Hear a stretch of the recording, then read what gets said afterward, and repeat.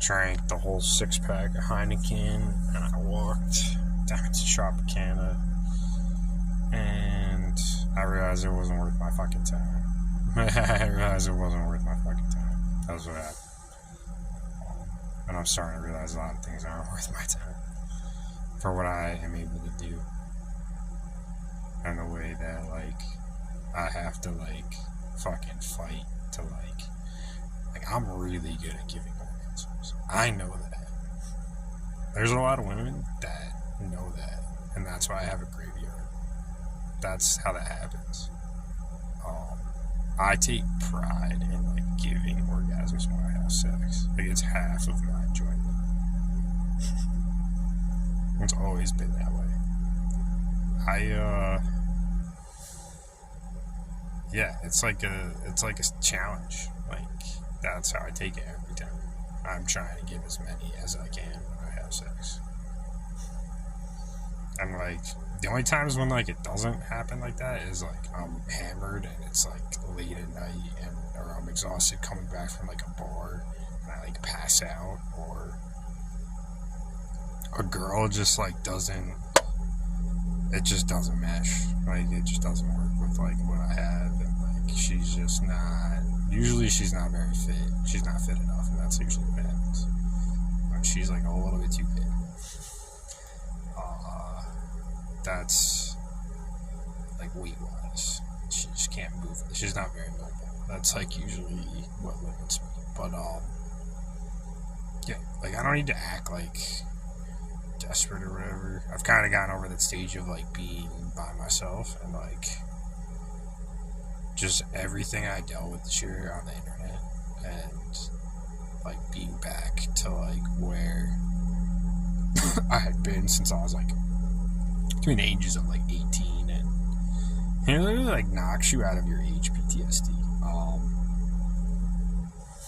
But, like, a lot of it, like, I was super vulnerable because, like, my family didn't believe in me. And then me proving all the things I did this year gave me all my confidence back, and that's what happened.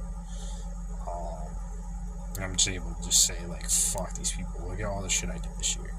Like, this is so much hogwash. So much hogwash. I'm just straight hogwash. Like, if I take all that I bring to the table, the fact that I, like, even have to, like, fight as much as I do, it's just, like, I'm just done. I'm just gonna do what I'm gonna do, and things will take care of themselves. And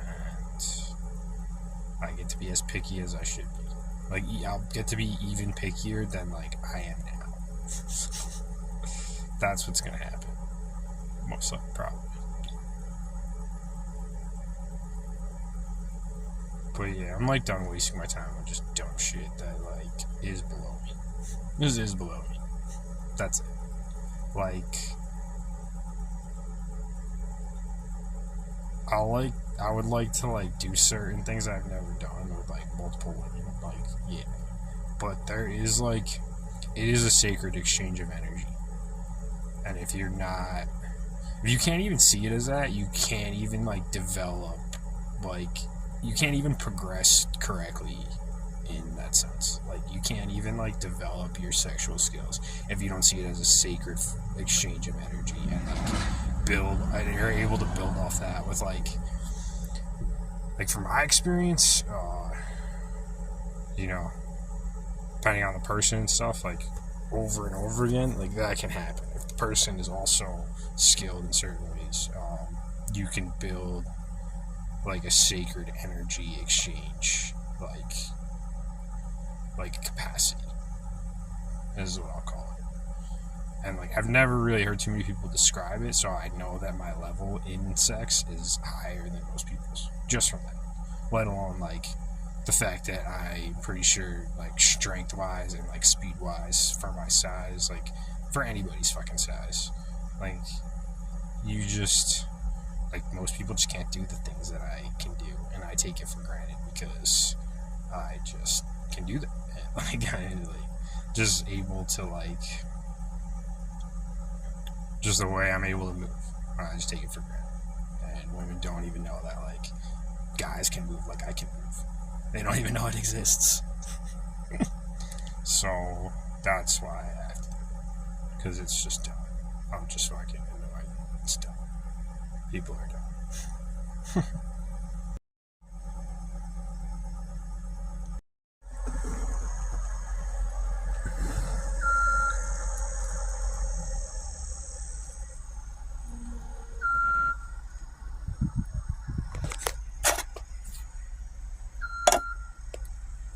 Some beef ramen. I got my second pack off the deck.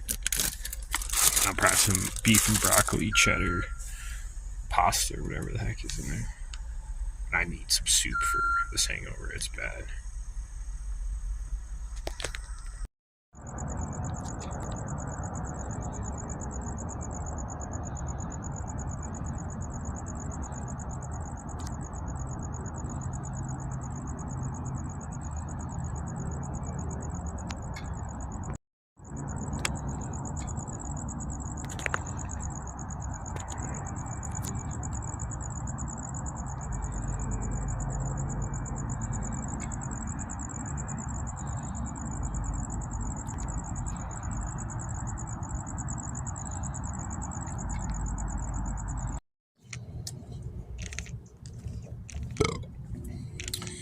At a point where I gotta do laundry, probably, definitely this week, probably the next few days.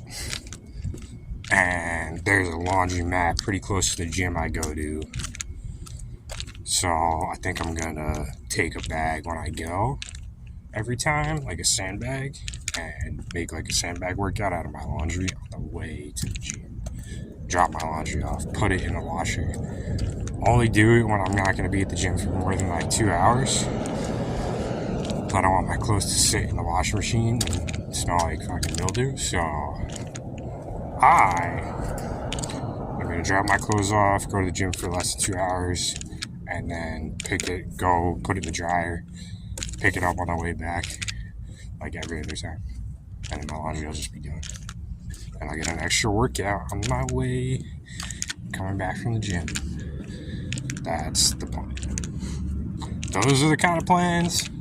Like, somebody's like, fuck, I gotta walk all my fucking laundry all the way to the laundromat. It's far, too. It's like 2 or 3 miles. So, it's gonna be like a light, long, stamina-based sandbag exercise. But it's like my ability over time has built up to be able to like take those situations and completely turn them into like an efficient benefit for myself. And those are the skills you build. Those are the kinds of skills that I have developed over time. Using my time instead of money.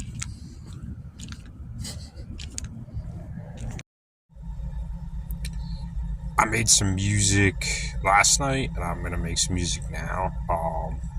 But like, I'm at the point where when I first started using the pads and stuff, I would just use them. I would just like play with them and like record it basically. And then what I started to do was I started to just make beats from parts of the pads. And now I'm trying to take pads and listen for like cool, unique sounds, and then just kind of like pick out what I can do with each pad, like what I think. Like some pads, I literally just listen to one. I'm like, this is alright. This could be an okay dubstep song, but it could be a sick beat if I take a little away from like everything that's in it. And it's that kind of thing. Like, it's just like feeling out the sounds in the pads, and rather than like doing the same thing with each pad, like based on how I hear like what sounds are in the pads, like what ideas come to my mind, and like what I can do with the pads in a more unique, authentic, just like reflective sense. And that's kind of what the point I'm at now. And every app's different, every way of making music, and a lot of them is different. So it's like checking back for new sounds and like new updates. Like one updated, and I found a whole new way to make like beats and lo-fi music with it because of the update. And it's like that. It's like checking back on these apps and these music making tools and seeing how they've grown and updated and what they've added, and then basically taking from all my experience going to all different types of shows, rap shows, EDM shows, rock shows. Like the best hip hop concert I've ever been to was a college concert my fall semester with just like 4 huge headliners at the time. They were able to generate so much money by like taking a student union, whatever, like entertainment club fee from everybody, from like a huge public school, like 20, 30,000, 20,000 undergrad, 30,000 altogether. And you get a headline show with like, at the time Jadakiss had a huge song that summer. Jadakiss, Busta Rhymes, Lupe Fiasco, and Common. Like top 50, like top 100, like all in one show. Like that's crazy. And then another show, there was Wiz Khalifa and Nas and Damian Marley. And like Big Sean, I think, and like somebody else who was like big at the time. Like that was like 2 years later. And then I've been to a Tool concert, and I was on like, I smoked a little weed and I drank a little bit, and I've never felt my vibes and like my like I was lifted into a higher level when I went to this Tool concert in DC. Like I've never felt that way at a concert with like basically taking like no, just like smoking a little weed and drinking a little bit, and like basically not being under the influence of like, much of anything in comparison to like what I would just take when I'd go out to a bar normally. So like I was taking less, and then I just got elevated from their music to like this higher place, and I was like, this is insane.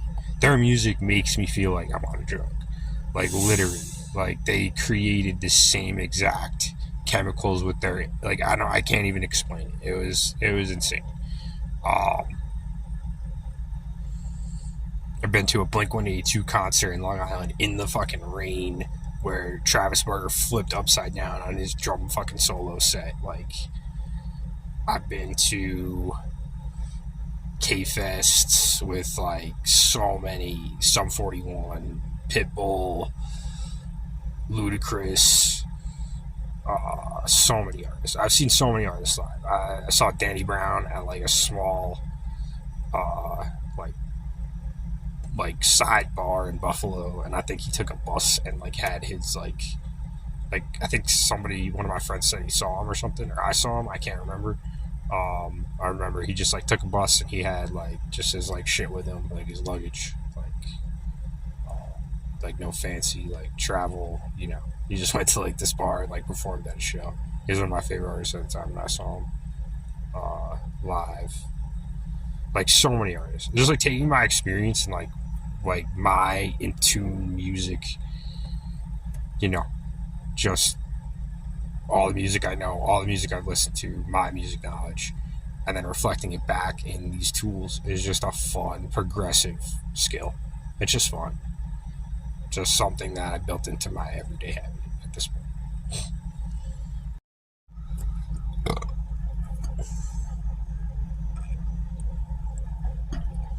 And like one of my first shows I went to was like, I asked my parents if I could go on like a Thursday night to like a heavy metal rock show in Poughkeepsie, because I think it's the Chance. There's a loft in the Chance.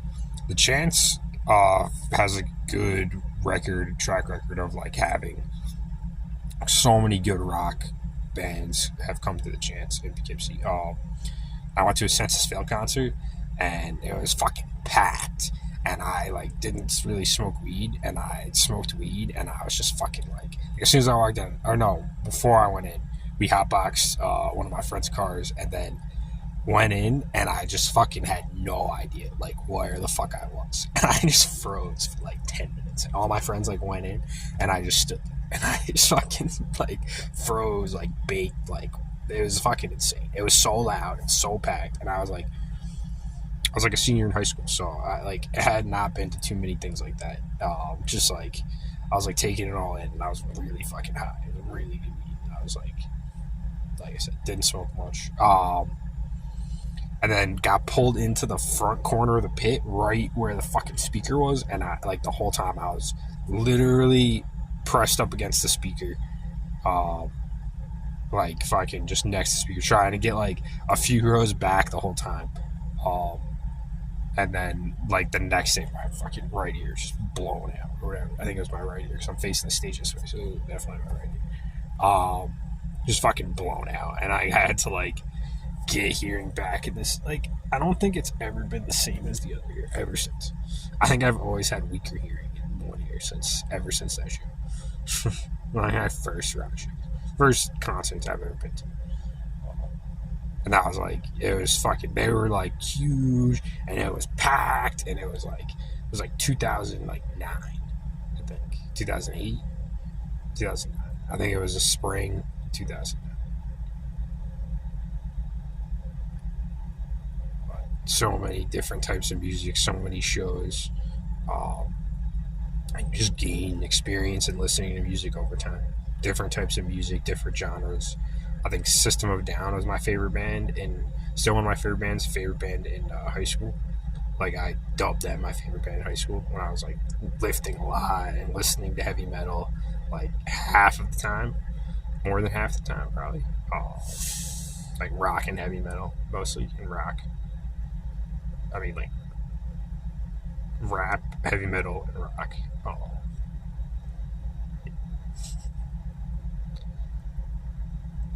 But I'm gonna make some music.